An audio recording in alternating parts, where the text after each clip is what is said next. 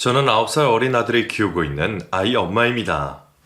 평생 살았던 제 고향 동네에서 부모님이 물려주신 세탁소를 운영하고 있어요. 지금은 저도 자부심을 가지고 열심히 세탁소 일을 하고 있지만 그래도 나름 대학까지 졸업하고 회사 생활도 했었던 제가 세탁소 일을 하는 것을 보고 걱정하거나 안타깝게 생각하는 주변 사람들도 꽤 많았습니다. 아무래도 세탁 일이라는 게 못 배워도 할 수 있는 쉬운 일이라 생각하는 인식들 때문이겠죠. 그런데 세상 천지에 쉬운 일이 어디 있겠나요? 사실 세탁 일도 생각보다 많은 공부와 배움이 필요한 일이거든요. 그런데도 가끔은 그런 저와 제 일을 무시하는 사람들을 볼 때면 속이 상할 수밖에 없는 것 같습니다. 그나마 제가 그런 소리를 듣는다면 화 한 번 내고 말 텐데 내 자식이 나 때문에 그런 소리를 듣는다는 건 정말 참지 못할 일이겠죠. 아무리 그래도 어린애들한테까지 일부러 상처를 주려는 사람이 있을까 싶은데 정말 그런 사람이 있더라고요. 어쩌면 나보다도 못할지 모르지만 그래도 가까우려면 한없이 가까울 동서라는 사람이 저희 아이에게 모진 소리를 했었네요. 그때 생각만 하면 정말 가슴이 아프지만 그래도 다행히 지금은 다 잘 풀고 잘 지내고 있습니다. 제 대신 동서를 제대로 혼내주신 시어머니 덕분이었죠. 아마 저희 어머니가 아니었더라면 제가 동서에게 뭐라고 쓴소리 한번 제대로 했을까 싶네요. 평소에는 저보다 동서를 아끼시는 줄만 알고 그때도 시어머니가 당연히 동서 편을 드실 줄 알았는데 살다 보니 어머니가 제 편을 들어주시고 동서를 혼내내시는 날도 있더라고요. 그때 그 기억이 너무 통쾌했어서 그런지 벌써 지난 그 일이 아직까지 선명하게 떠오릅니다. 그래서 오늘은 문득 떠오르는 그때의 사연을 제가 직접 보내보려고 합니다. 그러면 재미있게 들어주셨으면 좋겠어요. 제가 세탁소 일을 시작하게 된 것은 거창한 계기 때문이 아니었습니다. 세상에 누가 어릴 적부터 세탁소 주인이 되어야겠다고 생각하는 사람은 없을 테니까요.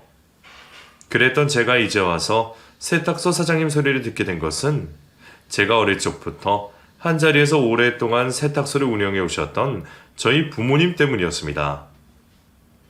저희 부모님은 참 열심히 사셨던 분들이셨어요. 부모님 세대야 다들 성실한 뱀의 시체이신 분들이시겠지만 저희 부모님도 성실함이라면 남부럽지 않은 분들이셨습니다. 저희 아버지는 아직도 새벽 6시에 일어나셔서 신문으로 하루를 시작하곤 하시거든요. 새벽같이 일어나서 일을 시작하시던 부모님은 언제나 바쁘셨습니다. 저희 세탁소는 쉬는 날 한 번 없이 늘 연중무휴 열려 있었고 덕분에 저는 남들처럼 부모님 손잡고 휴가 한 번 떠나본 적이 없었습니다. 원래 자영업이라는 게 남들 놀 때 일하고 남들 일할 때도 일해야 하는 일이기에 부모님은 쉴 줄도 놀 줄도 모르고 평생을 그렇게 살아오셨었어요. 너무 바쁘셔서 자식도 많이 낳지 못하신 부모님께서는 하나뿐인 외동딸에게도 많은 관심을 주지 못하셨고 그래서 저는 부모님과 함께 있고 싶은 마음에 늘 부모님의 세탁소를 찾곤 했었습니다. 학교가 끝나면 곧장 세탁소로 달려가 세탁소 한켠에서 혼자 숙제도 하고 인형놀이도 하고 그랬던 기억이 있네요. 부모님은 가게에 다림이며 세탁기며 위험한 것들이 많다고 제가 세탁소에서 노는 걸 좋아하지 않으셨지만 저는 그렇게라도 하지 않으면 부모님과 함께 할 수 있는 시간이 없었기에 어쩔 수 없이 세탁소에 머물 수밖에 없었습니다. 제가 때를 쓰다 보니 부모님도 어쩔 수 없으셨고 저는 자연스럽게 부모님 어깨 너머로 세탁소 일을 보고 배우며 자라게 되었어요. 덕분에 자라면서는 부모님 일손도 거들어드리고 저도 세탁일에 꽤 재능을 보였었죠. 그렇다고 해서 제가 세탁소 일을 업으로 할 생각은 없었지만 그때의 경험들 때문인지 저는 대학에 들어가 의상을 전공하게 되었습니다. 어렸을 적부터 엄마에게 바느질을 배우고 아버지에게 다림질을 배웠던 덕분에 자연스럽게 그쪽으로 관심이 생겼던 것 같아요. 그렇게 대학 4년 동안 의상을 전공했던 저는 대학을 졸업하고 곧바로 취직을 해서 회사 생활을 하게 되었습니다. 다른 친구들은 취업이 안 되어 힘들어하는 와중에 저는 일찍이 취업이 되어 얼마나 다행인지 몰랐어요. 어려운 집안 사정에 하루빨리 취직해서 부모님께 보탬이 되고 싶었기에 저는 어떻게든 열심히 회사 생활을 할 생각이었죠. 하지만 제가 열심히 하는 것과 별개로 회사 생활은 그리 즐겁지 않았어요. 아실 분들은 아실지 모르겠지만 원래 디자인실이 일이 힘들기로 유명한 일이거든요. 학교에서 배운 대로 디자인을 하고 멋진 일을 할 거라 생각했던 기대와 달리 디자인실 막내는 초짜라고 얼마 안 되는 박봉을 받으면서 늘 잔심부름과 허드렛 일만 할 뿐이었습니다. 남들보다 일찍 출근해서 사무실 청소를 하고 하루 종일 동대문 시장을 돌아다니고 시장 조사를 다니면서 매일 10시, 11시까지 야근은 기본이었어요. 그렇게 열심히 사는데도 여기저기서 욕먹고 구박당하며 버티는 게 일상이었죠. 그때는 힘들어도 버틸 수밖에 없었습니다. 기껏 4년이나 공부해서 전공을 살려서 취직을 했는데 제가 쉽게 일을 그만둔다면 부모님이 내주셨던 4년간의 대학 등록금이 물거품이 되는 거라 생각했거든요. 그래서 오늘만 버티자, 내일만 버티자 하면서 어떻게든 제 자리를 지키려 노력을 하곤 했습니다. 그렇게 몇 년 동안 회사에 버티고 있었더니 저도 그나마 살만해졌지만 이게 정말 잘 사는 게 맞나 싶은 회의감이 들더라고요. 남들은 보이는 것만 보고 제가 대단한 일을 하며 즐겁게 지내는 줄 알겠지만 사실 저는 이미 지칠 대로 지친 상태였어요. 그러다 하필 갑자기 부모님에게까지 문제가 생기고 말았습니다.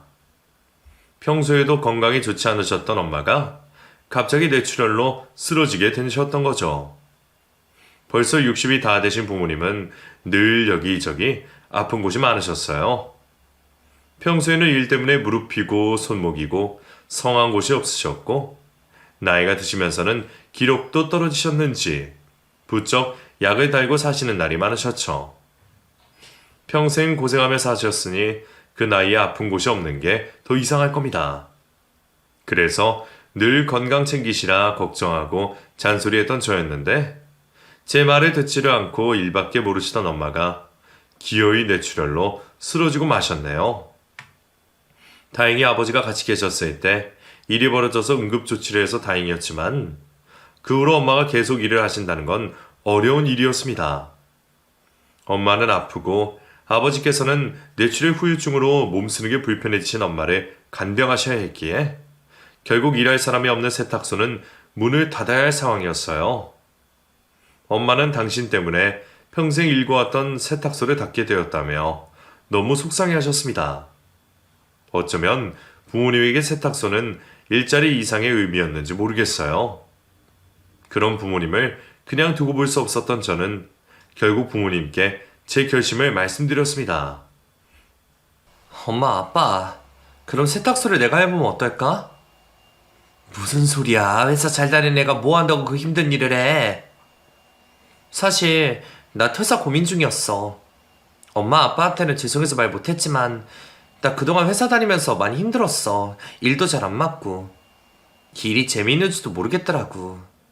그래서 계속 고민 중이었는데 이왕 이렇게 된 거 두 분만 허락하신다면 내가 세탁소 맡아볼게요. 그래도 그동안 엄마 아빠 어깨 너머로 배운 게 꽤 있잖아. 당분간은 배우면서 하다 보면 금방 잘할 수 있을 것 같아.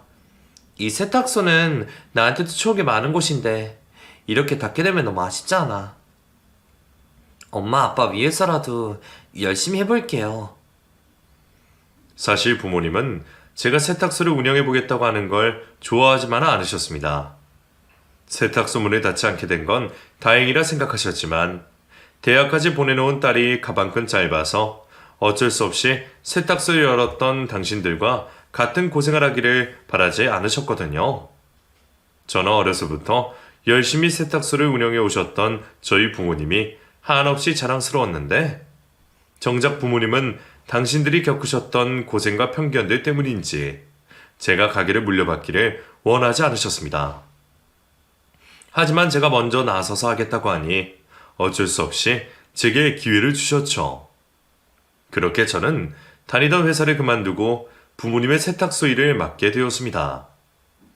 어려서부터 보고 배운 게 있다고는 하지만 부모님 도움 없이 혼자 할 수는 없었기에 한동안은 부모님이 제 곁에서 일을 알려주셨어요.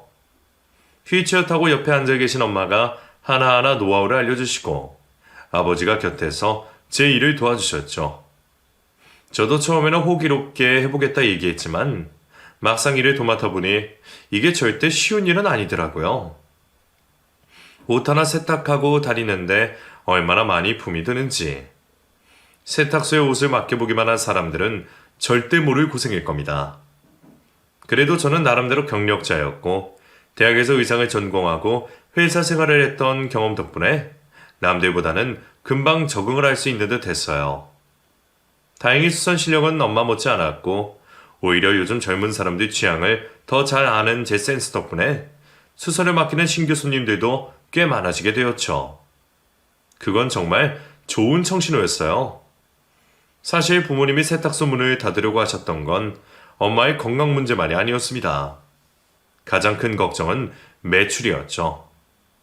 오랜 세월 저희 세탁소가 나이 들어가는 동안 주변에 다른 세탁소들도 많이 생기고 동네 프랜차이즈 세탁 전문점까지 들어오면서 저희 세탁소 영업이 지지부진했었거든요. 그런 참에 젊은 제가 일에 뛰어들어서 그런지 다시 조금씩 세탁소가 살아나는 것 같은 기분이었습니다. 덕분에 저는 부모님의 걱정을 덜어드릴 수 있었고 몇 년 뒤에는 혼자서도 가게를 돌볼 정도가 되었어요. 바쁠 때는 아버지가 나와서 도와주곤 하셨지만 나머지 시간들은 저 혼자서 충분히 감당할 수 있을 정도가 되었죠. 물론 혼자 일을 하려면 낮에는 하루 종일 세탁과 다림질을 하고 저녁에는 수선 맡은 일을 시작해서 새벽까지 일감을 돌리곤 해야 했지만 그래도 노는 것보다는 바쁜 일이 행복했습니다. 그렇게 저는 세탁소와 함께 나이 들어갈 거라 생각했죠. 사실 그때 저는 결혼 생각도 별로 없었어요. 부모님 속은 그게 아니시겠지만 저는 그냥 지금처럼 부모님과 같이 일하면서 부모님을 잘 챙겨드리고 싶었거든요. 그래서 어느새 30 나이가 되었지만 연애도 안 하고 혼자였습니다. 그런데 사람 일이 모르는 건지 그런 제게도 좋은 인연이 찾아왔었더라고요. 다름 아닌 세탁소에서 저희 남편을 만났거든요. 남편은 저희 세탁소의 신규 단골이었어요. 근처 동네에 살면서도 한번 본 적 없었는데 주변에 저희 세탁소가 잘한다고 소문이 났다며 언젠가부터 매번 셔츠를 맡기려 저희 세탁소를 찾더라고요. 그렇게 매일 오며 가며 보다 보니 어느새 정이 들었던 건지 저도 남편도 서로를 남다르게 생각하게 되었습니다. 남편은 요즘 남자들답지 않게 순진한 구석이 있는 사람이었어요. 능글맞게 여자들 비위나 맞추는 사람이 아니라 뭐든 진심으로 받아들이고 사람을 진심으로 대하는 사람이었죠. 그래서인지 젊은 나이에 세탁소를 꾸리는 저를 이상하거나 부끄럽게 생각하지 않았습니다. 그 모습이 마음에 들었던 저는 그런 남편을 좋게 봐왔고 저희는 서로 진심을 나누는 연인이 되었습니다. 이미 저나 남편이나 둘 다 30이 넘어 만난 인연이었기에 처음부터 결혼을 전제로 진지하게 만남을 나눴던 저희는 1년간의 연애 끝에 일찍이 결혼을 약속하게 되었습니다. 어쩌다 보니 늦어진 저희의 결혼 때문에 본의 아니게 시동생네와 결혼 시기가 비슷해지게 되었네요. 저희보다 일찍 만나서 연애를 하고 있던 시동생 역시 그즈음 결혼 얘기가 나왔다고 하더라고요. 그래서 동서와 저는 겨우 반년 차이로 결혼식을 올리게 되었고 외동딸로 늘 혼자였던 저는 결혼을 하며 많은 새 식구들이 생기게 되었습니다.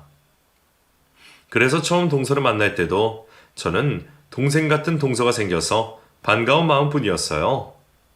늘 자매가 있었으면 좋겠다 생각했기에 동서와 친하게 지낸다면 더없이 좋을 거라 생각했거든요.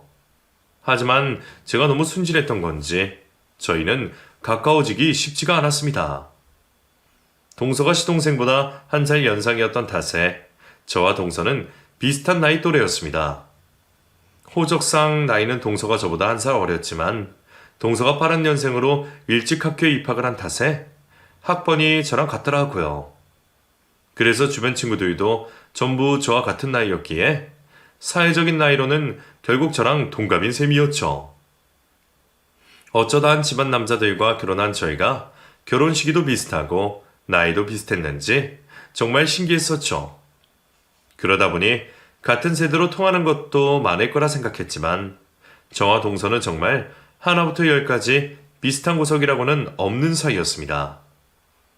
가난한 세탁소 집딸인 저와 달리 동서는 유복한 집 막내딸로 어렸을 적부터 부족한 것 하나 없이 자란 사람이었어요. 취미로는 클래식 악기를 연주하고 주말에는 친정 부모님 따라서 자선 행사에 나가고 들고 다니고 입고 다니는 옷 하나하나 전부 이름을 알만한 명품들이더라고요. 듣기로는 친정 부모님이 작은 회사를 운영한다고 하시는데 집에 여유가 많은지 동서도 여유가 많은 사람이었습니다. 생계를 위해서 하루 종일 세탁소를 지켜야 하는 저와 달리 동서는 처녀 시절 취미로 하던 일 말고는 제대로 고생 한번 해본 적 없는 사람이었죠. 그래서 그런지 시어머니도 고생 한번 모르고 구김없는 동서가 더 예쁘신 듯 저보다는 동서를 더 아끼시는 것 같았습니다. 어머니와 동서가 가깝다는 건 저도 알고 있었어요. 저는 남편과 만난 지 1년 만에 결혼을 해서 시어머니와 알고 지낸 시간이 적었지만 동서는 몇 년 동안 연애를 하면서 시댁에 자주 찾아뵙고 했었다더라고요. 그래서 시어머니는 늘 저보다는 동서를 편하게 대하셨고 저는 괜히 어머니에게 다가가기 어려웠습니다. 어머니는 아니실지 몰라도 제 스스로는 자꾸만 기가 죽어서 무뚝뚝한 저와 달리 동서가 애교도 많고 결혼할 때 집도 해와서 그런다고 생각이 되더라고요. 사실 제가 그런 자격지심을 느낄 수밖에 없는 이유가 있었습니다. 제가 남편과 결혼 허락을 받을 때만 해도 어머니가 저를 그리 반기지 않으셨었거든요.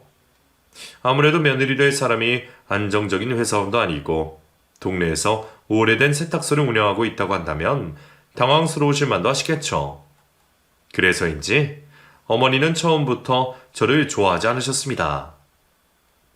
그래도 점잖으신 분이라 대놓고 결혼 반대를 하시고 제가 싫은 내색을 하지는 않으셨지만 남편에게 은근히 제 직업이나 저희 친정 상황에 대해 걱정하는 말씀을 하셨다는 건 저도 진작 눈치를 채고 있었거든요. 다행인지 큰 반대 없이 결혼을 하게 되었지만 그 일로 괜히 눈치가 보이고 주눅이 들었던 저는 시어머니에게 먼저 다가가지도 못하고 괜히 대면대면한 사이가 될 수밖에 없었어요. 시어머니와 동서는 이미 이전부터 추억이 있고 교류가 있었던 탓에 두 분 사이에는 제가 모르는 일들이 참 많았습니다. 몇 년 전 같이 여행을 다녔던 일이며 전에 먹었던 음식집이며 선물들까지. 애교 많은 동서가 결혼 전부터 시어머니를 참 살뜰히 잘 챙겼던 모양이더라고요. 그래서 저는 더욱 그 두 사람 사이를 파고 들어갈 수가 없었어요. 늘 꽂아 놓은 보리자루 마냥 멀찍이 있을 뿐이었죠.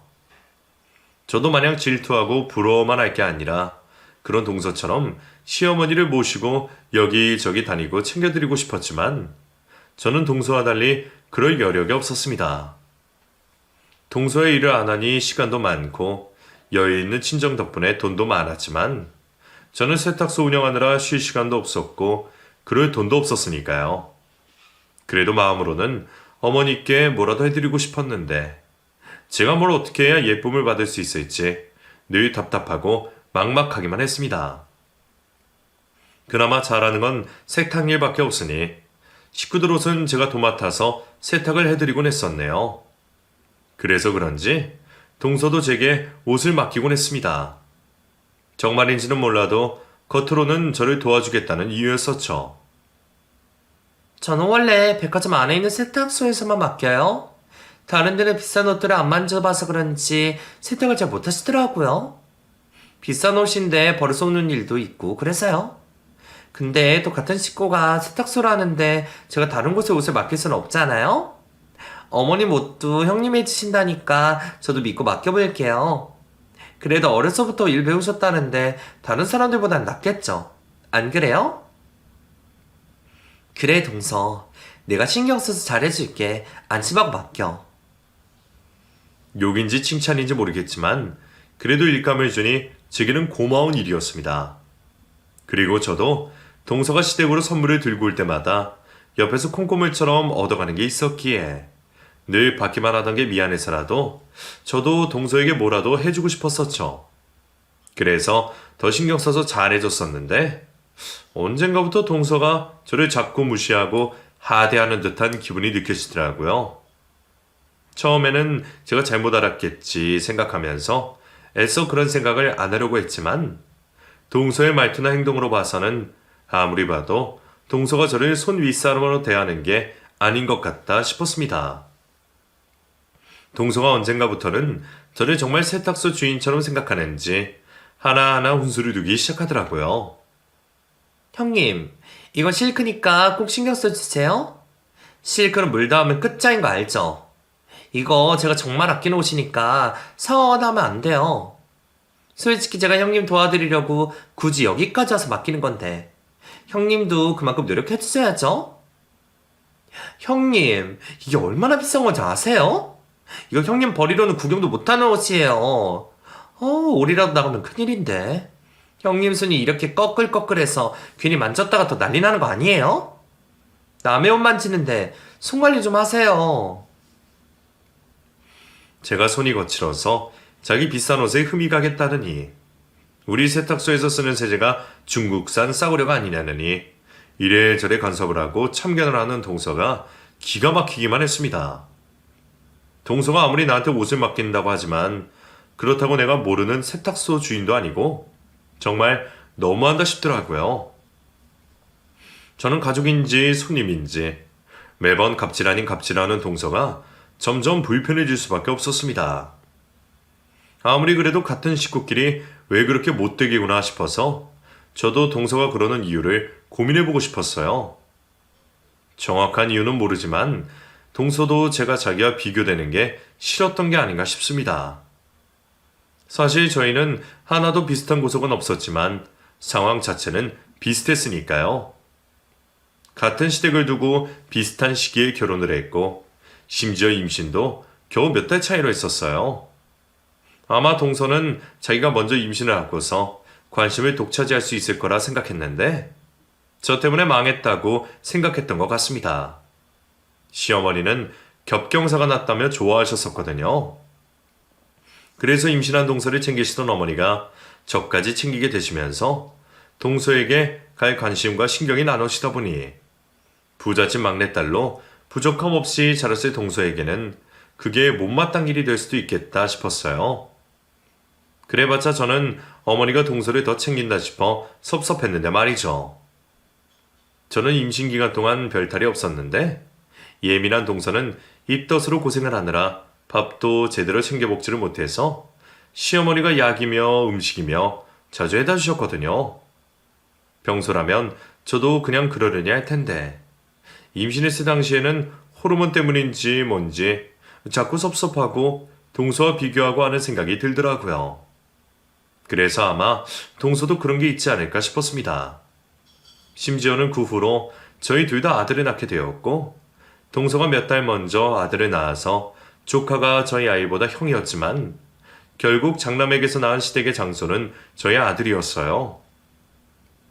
그래서 이제는 며느리들 뿐만 아니라 아이들까지 비교를 당하기 좋은 위치가 되었죠. 그래서 동서는 아들을 낳고부터 저를 점점 더 견제하기 시작했습니다. 저는 아무리 쫓아가도 동서 발끝도 못 따라가니 처음부터 동서를 견제하거나 신경 쓸 겨를도 없었지만 동서는 자꾸만 자기 앞을 가로막는 제가 싫었던 것 같아요. 그런 이유에서 동서는 비슷한 계열의 아이를 키우면서 저희 아이와 자기 아이를 비교하고 저를 별별 것들로 무시하곤 했습니다. 형님은 애한테 관심이 별로 없으신가 봐요. 집에서만 두고 키운다고 다 잘 크는 게 아니에요. 지금 시기에 엄마가 아이에게 해줘야 할 게 얼마나 많은데 아직도 그냥 키우세요? 그래? 나는 뭐 동서처럼 세세한 거 잘 몰라.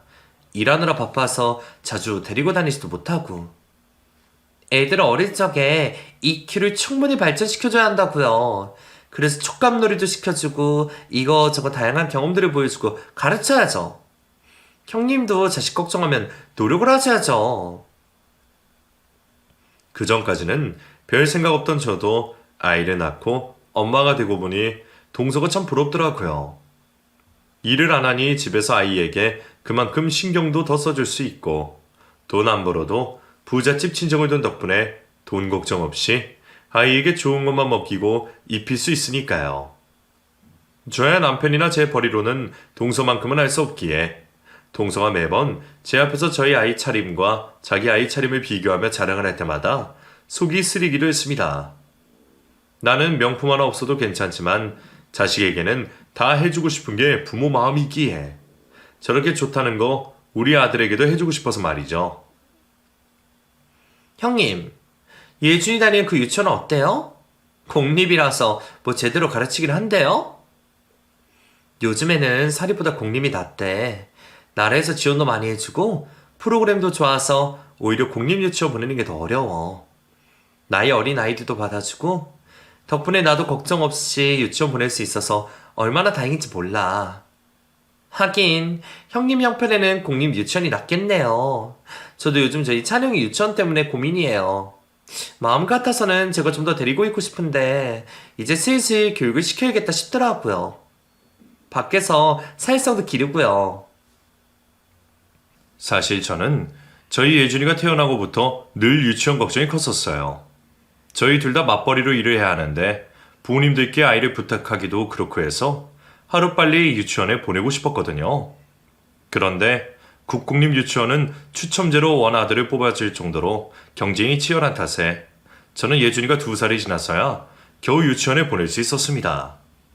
반면에 동서는 집에 아이 봐주시는 분도 계시고 하니 육아 걱정 없이 아이를 직접 키웠었죠. 그러다가 이제는 나이가 되었다 싶었는지 영어 유치원을 알아보고 있다는 겁니다. 100만 원도 훌쩍 넘는 영어 유치원 얘기에 저도 참 부러웠어요. 원래 영어는 어릴 적부터 가르쳐야 한다잖아요? 제대로 말 배우기 전에 배워야 이중 언어를 쓰지. 나중에 가서 영어 배우려면 애들만 고생이에요. 예진이도 영어 유치원 다니면 좋을 텐데 말이에요. 우리가 어떻게 영어 유치원을 보내. 우리 형편에는 너무 비싸지. 그래도 예준이 다니는 유치원에서도 영어 가르쳐주고 하더라고. 그거랑 영어 유치원에서 배우는 거랑 같겠어요? 거기는 원어민 선생님들이 발음부터 짚어주시는데 퀄리티가 다르죠. 원래 교육에서부터 격차가 벌어지는 건데 형님도 교육에는 욕심 좀 부리세요. 이런 식이면 예준이랑 찬영이랑은 나중에 너무 수준 차이 나는 거 아닌가 몰라? 동서가 일부러 그러는 건지 우리 아이 교육을 걱정하는 척 제 속을 긁고 갔습니다. 영어 유치원 좋다는 소리는 저도 들어봤기에 여력만 되면 아들에게 그렇게 해주고 싶었지만 빠듯한 벌이에 아들에게 그렇게 해줄 수가 없던 저는 동서가 마냥 부러울 따름이었죠.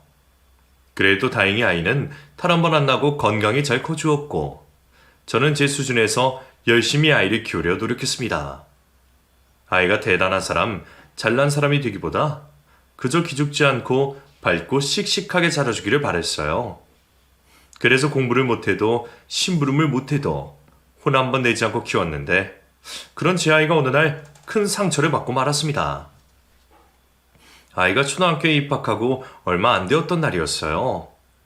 그때도 저는 한참 세탁소에서 일을 하고 있었는데 동서가 제게 옷을 맡기러 왔더라고요. 형님, 오늘 그림 명품이에요. 그러니까 기계 돌리지 말고 꼭 손빨래해요. 아셨죠? 작은 엄마 안녕하세요. 그래 예준이도 있었구나? 그때 저희 아이가 학교 끝나고 와서 세탁소에서 숙제를 하고 있었거든요. 씩씩하게 자라준 저희 아이는 작은 엄마에게 깍듯이 인사를 하고 동서도 얼마 안 있다가 돌아간 듯 했습니다. 그런데 조금 뒤에 저희 아이가 갑자기 할머니가 보고 싶다면서 근처에 있던 시댁으로 뛰어가더라고요. 시댁과 저희 세탁소가 한동되었던 덕분에 종종 간식 시간마다 할머니를 자주 찾아가던 아이였기에 저는 별 생각 없이 아이를 시댁으로 보냈습니다. 그런데 1시간 정도 지났을까요? 갑자기 어머니가 저희 아이 손을 잡고 화가 난 표정으로 세탁소를 찾으셨더라고요. 아이는 옆에서 죄 지은 표정으로 기가 잔뜩 죽어있고 말이죠. 어머니, 표정이 안 좋으세요. 무슨 일 있으세요? 혹시 예준이가 뭐 혼날 짓이라도 했어요? 그게 아니다. 예준이 탓이 아니야. 에미 너 오늘은 가게 문 좀 일찍 닫아야겠다. 나랑 둘째네 좀 갔다 오자꾸나. 어머니가 그러시는 분이 아니신데 그날따라 갑자기 무서운 얼굴로 동선회로 가자고 하시는 게 이상하기만 했습니다. 저도 아직 문 닫을 시간이 한참 남았는데 문까지 닫고 가자고 하시니 무슨 일이 있기는 있구나 싶더라고요. 뭐하니 문 안 닫고 얼른 닫고 가자니까. 그리고 예준이는 친정에 좀 맡기고 와라. 오래는 안 걸릴 텐데 죄송하다고 말씀드리고. 그러면서 아이는 또 두고 가야 한다는 말씀을 하시더라고요. 대체 무슨 일인지 너무 궁금했지만 시어머니의 표정이 무서워 묻지 못했습니다. 결국 저는 예준이를 저희 친정에 맡기고 시어머니를 따라 나설 수밖에 없었죠. 가는 길 내내 아무 말씀 없으셨던 어머니는 말없이 동선의 집 문을 두드렸고 동선은 예상 못한 저희의 방문에 많이 놀란 듯 보였어요. 어머, 어머니가 연락도 없이 어쩐 일이세요? 형님도 오셨네요? 내가 너한테 긴히 해야 할 말이 있어서 말이다. 동서 역시 어리둥절한 모습으로 저 어머니를 집 안으로 들였고 그때까지만 해도 동서가 아니라 제게 잘못이 있는 줄 알았던 저는 괜히 시어머니 눈치를 보며 앉아 있었습니다. 그런데 어머니가 제가 아닌 동서에게 말씀을 꺼내시더라고요. 너 아까 세탁소에 갔었다며. 거기서 예준이한테 뭐라고 그랬냐? 혼날 생각을 하지도 못했는지 밝은 표정이던 동서는 어머니의 물음에 갑자기 얼굴이 굳어졌습니다. 그러더니 제 눈치를 보며 우물쭈물 말을 못하더라고요. 뭐라고 했냐니까? 어머니 갑자기 왜 그러세요? 저 별말 안 했어요. 제가 예준이한테 뭐라 그러겠어요. 그래? 그럼 내가 말해주랴? 너 예준이한테 너도 커서 빨리 하라고 여기 있냐고 했냐 안 했냐? 아니에요. 제가 그런 말을 왜 해요? 예준이가 뭔가 잘못 들었겠죠. 어머니는 어린애 말을 다 믿으세요? 그럼 너는 예준이가 거짓말을 했다 이거냐? 어린애 말이라고 못 믿은 건 뭐가 있겠냐? 저는 그제서야 상황을 알 수 있었습니다. 제가 일감을 들고 가느라 못 듣는 사이에 동서가 저희 아이에게 그런 헛소리를 했던 모양이었어요. 제가 어릴 적부터 부모님 세탁소에서 지내며 보고 배운 것으로 세탁소 일을 하게 된 것을 알고 있던 동서가 저희 아이에게도 네 엄마처럼 세탁소 일이나 할 거냐며 물었던 거죠. 차라리 더 어린 나이면 그 말이 무슨 말인지도 모르고 넘어가겠지만 요즘 아이들은 빠르잖아요. 초등학생이라고 해도 알 것 다 알고 눈치도 있는데 조금 자란 아들도 작은 엄마가 자기를 무시하는 걸 알았을 겁니다. 그래서 작은 엄마에게 그런 소리를 듣고 속상했던 아이가 제가 아니라 할머니를 찾아갔던 모양이에요. 아마 제가 그 말을 듣는다면 더 속상해할 걸 알고 그랬겠죠. 얘가 아까 나한테 울면서 찾아와서는 자기가 뭘 잘못했냐고 울더라. 자기 엄마가 나쁜 일 하는 거냐고. 왜 작은 엄마가 그런 소리 하냐고 말이야. 학교 들어가서 공부 배울 나이인데 애가 그런 말을 듣고 나 아무것도 모를 줄 알았어? 너는 대체 무슨 생각으로 시조카한테 그런 소리를 한 거야? 빨리 하는 게 뭐 어때서 말이야. 어머니, 저는 그런 게 아니라 그냥 한 말이에요. 그냥 한 말? 내가 둘째 니가 평소 첫째를 은근히 무시하는 거 모르고 있을 줄 알았어. 나도 니가 마냥 예쁘기만 해서 오냐오냐 한 건 아니다. 나까지 니들 사이에 끼어들면 가족 사이가 더 멀어질까봐 가만히 있었던 거야. 그런데 니가 감히 우리 귀한 장손한테 그런 소리를 해. 어디 어른이 애한테 할 말 못할 말을 못 가려? 이거 사. 이 철없는 거 사. 얘기를 하시던 시어머니는 말씀 중에 갑자기 감정이 격해지셨는지 옆에 있던 동서의 등짝을 짝짝 때리기까지 하셨습니다. 저도 동서도 그렇게나 화가 난 시어머니는 처음 봤던 것 같네요. 어머니, 그렇다고 저를 왜 때리세요? 그런 말 좀 했다 그래서 애가 잘못돼요? 그리고 제가 뭐 못할 말 한 것도 아니잖아요. 형님도 어렸을 적부터 부모님 세탁소 드나들다가 지금 세탁일 하는 거잖아요. 그 엄마의 그 자식이라고. 예준이도 거기서 노는 거 보니 웃겨서 그냥 농담 삼아 한 말인데 이게 이렇게 화내고 제가 맞기까지 해야 하는 거예요? 너 정말 부모 맞니? 네 자식이 그런 소리 들어도 아무렇지 않겠어? 네 자식 앞에서 너 깎아내린 소리 하면 너나 네 자식은 아무렇지 않겠냐? 저야 뭐 칙 잡힐 것도 없는데 형님이랑 같겠어요? 아이고 이거사 철이 없어도 어떻게 이래? 몇 년 전에 너랑 찬영이 사귄 게 예준이야. 그게 무슨 말이에요? 예준이가 저를 왜 살려요? 동서, 나도 동서철 없는 건 알았지만 이 정도인 줄은 몰랐다. 나 하나 무시하고 하대하는 건 다 참았는데 동서가 어떻게 우리 예준이한테까지 그럴 수가 있어. 이럴 줄 알았으면 나도 그때 동서 도와주는 거 다시 생각해봤을 거야. 이거사, 그때 찬영이 아팠을 때 골수 이식해줬던 게 바로 예준이었어. 그네가 비밀로 하자 그래서 그냥 뒀더니 네가 어쩜 이렇게 은혜도 모르고 배은망덕하게 굴어. 사실 몇 년 전 아이들이 학교에 들어가기 전에 동서 아들 찬영이가 백혈병 진단을 받았었습니다. 자식에게 뭐 하나 모자람 없이 키우던 동서는 그 일로 큰 충격을 받고 많이 힘들어 했었어요. 그래도 다행히 일찍 발견하기도 했고 요즘에는 의술이 좋아서 완치가 가능하다고 했지만 결국 치료를 위해서는 다른 사람의 골수가 필요한 상황이었어요. 그런데 하필이면 찬영이가 특이 케이스라 아무 기증자에게서 골수를 받을 수가 없었습니다. 그때 온 식구들이 적합성 검사를 받았었는데 어른들도 다 안 된다는 와중에 저희 예준이가 딱 들어맞더라고요. 사실 저는 아들이 검사를 받는 것도 꺼렸었어요. 제 아이에게 이식을 시킬 생각도 아니었고 아마 식구들 중에 맞는 사람이 있을 거라 생각했거든요. 그래서 아마 그때 예준이가 하고 싶다고 하지 않았으면 검사도 받게 하지 않았을 겁니다. 차라리 내가 해줄 수 있었으면 고민 없이 해줬을 텐데 그런데 하필이면 예준이밖에 답이 없다니 저도 정말 막막하더라고요. 병원에서는 요즘에는 이식이 어렵지도 않고 크게 부작용도 없다며 저를 설득시켰지만 어린아이 몸에 바들이 되는 건 두려운 일이었습니다. 시조카가 걱정되고 동서를 돕고 싶었지만 결국에는 제 아이 걱정이 우선일 수밖에 없었어요. 그런데 그때 예준이가 자기가 사촌을 도울 수 있다는 걸 알고 먼저 나서더라고요.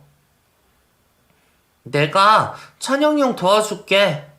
내가 도와주면 찬영이 형 나랑 같이 놀 수 있잖아. 그치? 애가 뭘 몰라서 그런다고 하지만 정말 용기 있는 결정이었습니다. 저도 결국 같은 엄마 입장에서 동서를 돕지 않을 수가 없었죠. 그래서 그때 저희 예준이가 찬영이에게 골수 이식을 해주었지만 그 일은 가족들끼리 비밀로 하기로 했어요. 그런 일로 고맙다는 소리를 듣고 싶었던 것도 아니고 괜히 남의 자식까지 힘들게 했다는 걸 알면 동서가 도움을 받고도 마음이 편하지 않을 거라 생각했거든요. 그래서 시어머니나 시동생은 알고 있었지만 동서는 모르고 있었습니다. 그저 익명의 기증자에게서 도움을 받은 걸로 알고 있었죠. 그래도 저는 동서가 그런 힘든 일을 겪고서 많이 철이 들었을 거라 생각했습니다. 예전에는 쉽게 남을 무시하고 하대하던 동서였지만 죽음이 먼 일이 아니라는 걸 겪고부터는 세상을 바라보는 눈이 달라졌겠다 싶었거든요. 하지만 동서는 여전히 처리될 생각이 없었던지 제 아이에게까지 그런 상처를 입히고 아무렇지 않아 있습니다. 그래서 저는 그때서야 처음으로 동서가 원망스럽고 동서를 도운 일이 후회스럽게 되었죠. 어머니도 아마 그런 제 마음을 아시고는 저를 데려가셨던 것 같아요. 그리고는 모든 이야기를 듣고 충격을 받은 동서에게 제게 사과를 하라 시키더라고요. 그래, 이제야 좀 알겠니? 네가 네 은혜한테 무슨 짓을 했는지. 너도 자식 이룰 거라고 마음고생 크게 해놓고는 남의 자식에게 어쩜 그렇게 무정하게 굴 수가 있어. 너도 같은 부모면서 왜 그렇게 입이 가벼워? 네가 정말 양심이 있는 아이라면 이제라도 반성하리라 생각한다. 그러니 진심을 다해서 네 형님한테 사과해라. 그러자 놀랍게도 동서는 제 옆에서 무릎을 꿇고 사과를 하기 시작했습니다. 형님, 정말 잘못했습니다. 저는 그런지도 모르고 정말 잘못했어요. 제가 평생 이 은혜 갚을게요. 그렇게나 기고만장하던 동서가 제 앞에서 무릎을 꿇을 줄은 몰랐네요. 이미 너무 많이 우느라 콧물, 눈물 다 흘러서 뭐라고 얘기하는지는 모르겠지만 진심으로 미안해하는 동서의 마음은 잘 전해진 듯 했습니다. 저희 아이가 그런 소리를 들은 걸 알았을 때는 저도 동서를 다시는 보고 싶지 않을 정도로 화가 났지만 동서가 뒤늦게라도 정신을 차린다면 마지막으로 한 번 더 용서할 생각이 있었어요. 동서 역시 역지사지를 해보니 알겠다며 저희 아이에게도 직접 사과를 하더라고요. 덕분에 자기 엄마와 자신이 무시당했다고 생각해서 속상해하던 저희 아들도 그제서야 웃으며 상처를 털어내는 듯 했습니다. 그리고 당연하게도 아무것도 모르는 아이들은 그전이나 이후나 늘 사이가 좋았죠. 이제는 저와 동서만 가까워지면 되는 일이었습니다.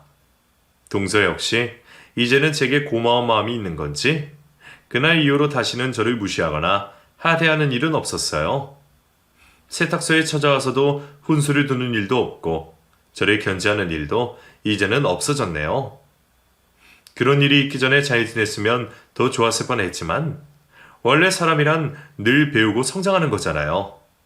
그래서 저는 동서가 얄밉기는 해도 아주 밉지는 않았습니다.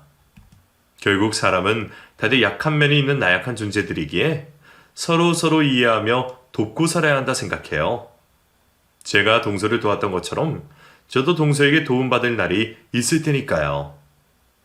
그럼 저는 앞으로도 자식 잘 키우고 세탁소 열심히 운영하며 잘 살아가겠습니다. 여러분들도 평안한 하루 되시기를 바랄게요. 감사드립니다.